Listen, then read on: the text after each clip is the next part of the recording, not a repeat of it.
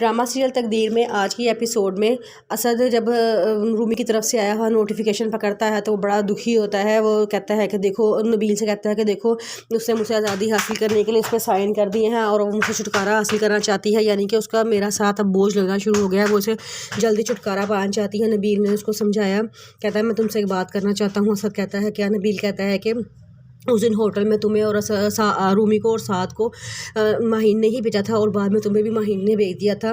सब कुछ माहीन की काम था। वो तुम दोनों के रिश्ते से जेलस होती थी, इसलिए तुम दोनों को लड़वाना चाहती थी। असद कहता है चलो ठीक है, मैं वो बात मान लेता हूँ कि वो माहीन ने की थी। बाद में वो शॉपिंग सेंटर में मिलना और वो परफ्यूम वाली शॉप पे मिलना, वो भी उनका इत्तेफाक ही था क्या? बस बहुत हो गई है। और वो फ़ोन पे जैसे बातें करती थी, कॉल्स वगैरह, और बर्थडे पे वो भी महीने थोड़ी करवाया था। अगर बिल चुप हो जाता तो वो कहता है कि बस मैंने इस फैसला कर दिया है कि मैं भी उसे इस बोझ से आज़ाद कर दूंगा।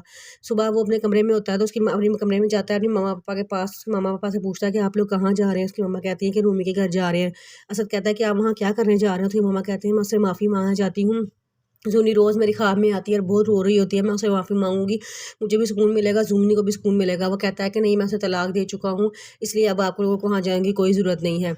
वहाँ रूमी के घर में बच्चा होने वाला होता है तो रूमी बड़ा परेशान होती है। उसकी मम्मा कहती हैं कि बेटे सारी तैयारियां कर ली हैं। वो कहती है कि हाँ जी मम्मा, मैंने सारी तैयारियां कर ली हैं। तो उसकी मम्मा कहती हैं चलो आओ चलें। तो कहती है बस एक तैयारी बाकी है। उसकी मम्मा कहती हैं क्या? तो वो कहते हैं कि असद को मैंने अपने किरदार की तो कोई दलील नहीं देनी कि मेरा किरदार कैसा है, लेकिन मैं अपने बच्चे की ज़िंदगी पर लगने वाले दाग को ज़रूर मिटा कर रहूँगी, मैं उसको सबूत ज़रूर भेजूँगी। इतनी देर में उसको हॉस्पिटल जाने का टाइम हो जाता है और वो हॉस्पिटल चली जाती है। उसके घर बेटी होती है। उसके माँ बाप बाहर बड़ा खुश होते हैं। वो नर्स को भी पैसे देते हैं और सारे बड़ा खुशियाँ मनाते हैं। कि वो नर्स भी परेशान हो जाती है, कहती है कि आप लोग बेटी होने पे इतनी खुशियाँ मना रहे हैं, मैंने पहले ही लोगों को ऐसा देखा है, वरना बेटी होने पर अक्सर लोग या तो रोना शुरू हो जाते हैं या आगे से कोई खुशी का इजहार नहीं करते। तो कहते हैं कि नहीं, वो होते होंगे कोई और लोग, लेकिन हम ऐसे लोग नहीं हैं। वो बेटी को लेकर घर वापस आ जाते हैं। वहाँ नबील बैठा होता है तो उसके हाथ में कुछ कागजात होते हैं। उसके मामा पापा उसके कमरे में आते हैं और कहते हैं कि बेटा मैं कब्रिस्तान जा रहा हूँ, जूनी के पास तुमने जाना है तो तुम चलो, हम दोनों फातिहा पढ़ कर आते हैं। असद कोई जवाब नहीं देता। उसकी मम्मा कहती है तुम्हारे हाथ में कैसे पेपर्स हैं, तुम क्यों रो रहे हो? वो कहता है कि ये देखे, ये तमाचा है मेरे मुंह के ऊपर, मैंने रूमी के किरदार की धज्जियाँ उड़ा दी थी, आज उसने मेरी ज़ात को बखेर के रख दिया है। ये देखिए, उसने DNA टेस्ट करवा के मुझे भेजे हैं, ये वो बच्चा मेरा ही है। मैं कैसा बाप हूँ जिसने अपने बच्चे को ही कबूल नहीं किया। ये कह के वो बहुत रोता है। उसकी मामा उसके पापा उसके गले लग जाते हैं, सारे मिलकर खूब रोते हैं। रूमी अपने कमरे में होती है, अपनी बेटी को बहुत प्यार कर रही होती है। तो उसकी मामा आती हैं, कहती हैं कि साथ तुमसे मिलने के लिए आया है। रूमी कहती है वो अब यहाँ क्यों आ गया है? उसकी मामा कहती हैं कि बेटे अब वो आ गया है तो तुम उससे मिल लो। रूमी कहती है मम्मा मैंने नहीं उससे मिलना, आप उसे कह दें कि मैं घर में नहीं हूँ।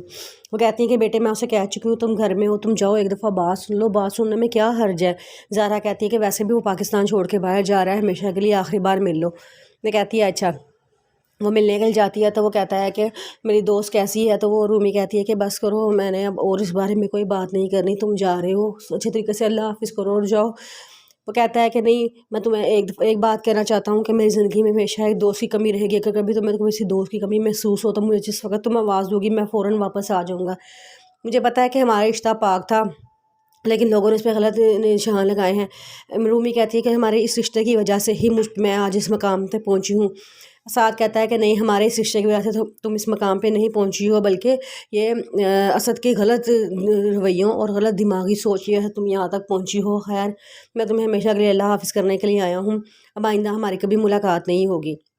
वो कहते हैं, रूमी कहती है अल्लाह हाफिज़, और साथ भी उसको अल्लाह हाफिज़ करके चला जाता है।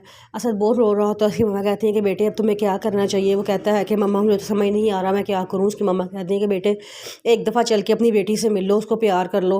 वो कहता है कि मैं कैसे उसके सामने जाऊँ, जब मैंने उससे अपनी बच्चे के किरदार को मैंने मशकूक बनाया था, मैं कैसे उसके लोगों के सामने नज़रें में लाऊँ?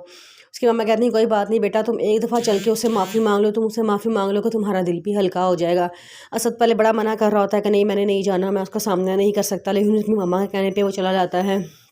रूमी उसे मिलने से इनकार कर देती है। अपनी बच्ची सिर्फ उसे मिलवाने देती है, कहती है कि क्योंकि वो उसका बाप है तो उसका हक बनता है अपनी बेटी से मिल ले।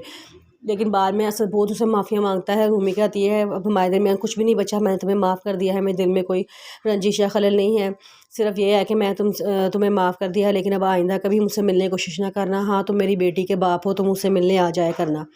वो कहता है ठीक है। माहीन को बड़ा अफसोस होता है, वो असद के सामने सारी सच्चाई खोल के रख देती है कि मैं غلط تھی، میں تم لوگوں کا شاید جالس ہوتی تھی، میں ہی تم لوگوں کو لڑوانا چاہتی تھی. وہ بھی اسد سے معافی مانگتی ہے. اسد کہتا ہے معافی مانگنے کا کوئی فائدہ نہیں ہے، سب کچھ بکھر کے رہ چکا ہے. مہین بہت روتی ہے، کہتی ہے میں اپنے آپ کو کبھی معاف نہیں کروں گی. زونی اور رومی دونوں کی میں مجرم ہوں.